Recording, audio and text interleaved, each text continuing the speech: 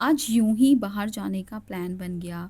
एक कैजुअल सी आउटिंग थी, लेकिन सच बोलूं तो ये आउटिंग ना बहुत महंगी पड़ी। मैं तो पछता रही थी कि मैं क्यों ही गई, क्योंकि हम यहाँ पर पहुँचे और सामने ही डीकैथलॉन का बोर्ड लगा हुआ था।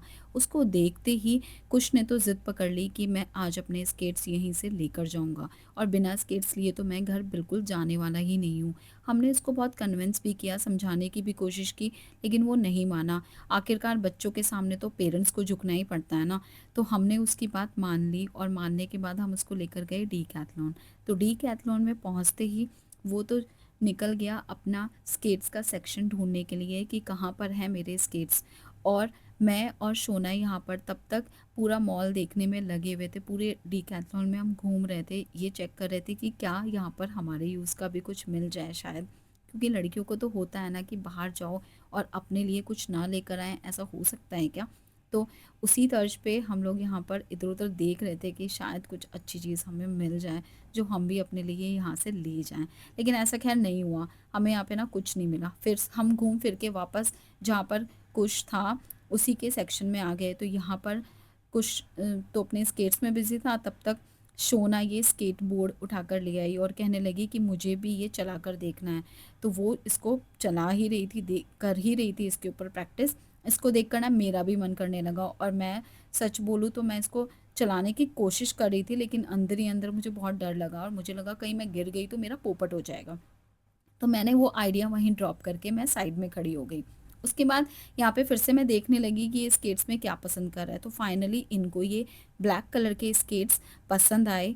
इन्होंने इसको पहना और राइड करके देखा कि ये सही से राइड कर भी पा रहा है कि नहीं कर पा रहा है। तो खैर ये अच्छे से इनमें ना वॉक कर पा रहा था। तो फिर हमने डिसाइड किया कि चलो ठीक है, ये स्केट्स ले लेते हैं। लेकिन हमें ना साइज़ का थोड़ा सा डाउट हो रहा था। साइज़ हमें लग रहा था कि शायद हमें एक नंबर बड़ा लेना चाहिए। तो तभी यहाँ पर ना ये स्केट्स के ही इंस्ट्रक्टर थे, तो ये यहाँ पर खड़े हुए थे। हमने इनसे पूछा तो इन्होंने बोला कि आपको एक नंबर बड़ा साइज़ ही लेना होगा।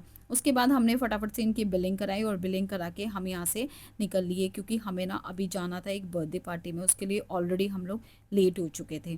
तो यहाँ से हमने अपनी बिलिंग कराई और निकल गए घर के लिए। घर पहुँच के थोड़ी देर रेस्ट करके, गिफ्ट पैक करके हम बर्थडे बॉय के घर पहुँचे, और ये ऑरेंज टी शर्ट वाले ही हैं हमारे बर्थडे बॉय। तो इन्हीं की पार्टी है, तो यहाँ पर ये सारे इनके फ्रेंड्स हैं। बहुत सारे बच्चे थे, कम से कम 25-30 बच्चे होंगे। वहाँ ना एक बार को तो जाके समझ में ही नहीं आ रहा था कि हम यहाँ पर करें क्या। बच्चे इतना शोर कर रहे थे, वो बैठने भी नहीं दे रहे थे आराम से। फिर खैर हमने उनको खाना सर्व किया, तब जाके वहाँ पे ना घर में थोड़ी शांति हुई। कुछ हमें थोड़ा-सा एक ब्रेक मिला कि चलो ठीक है, बहुत शोर हो रहा था, उससे थोड़ा-सा ब्रेक मिला। और ये था ब्यूटीफुल सा केक हमारे बर्थडे बॉय का, और ये हमारे बर्थडे बॉय अपनी मम्मा के साथ। फिर बच्चे यहाँ पे केक कटिंग के लिए खड़े हो गए, और केक कटिंग के टाइम तो ये सारे इतने भोले-भाले बन के खड़े थे कि जैसे इनको कुछ पता ही ना हो। लेकिन जब गेम खेलने की बारी आई तो असलियत सबकी सामने आई। ये एक-एक करके ना सब एक-दूसरे के साथ गेम में ही लड़ने लगे। हम इनको बार-बार समझा रहे थे कि लड़ना नहीं है, ऐसे करो, वैसे करो। फिर गिरते, पड़ते, उठते, बैठते इन्होंने ये अपना गेम पूरा किया, और सच में इन्होंने खूब एन्जॉय किया। वैसे तो कभी-कभी बच्चों के ऊपर गुस्सा आता है, लेकिन कुछ-कुछ हरकतें इनकी ऐसी होती हैं कि जिनको देख के ना अपने आप ही हँसने का मन करने लगता है।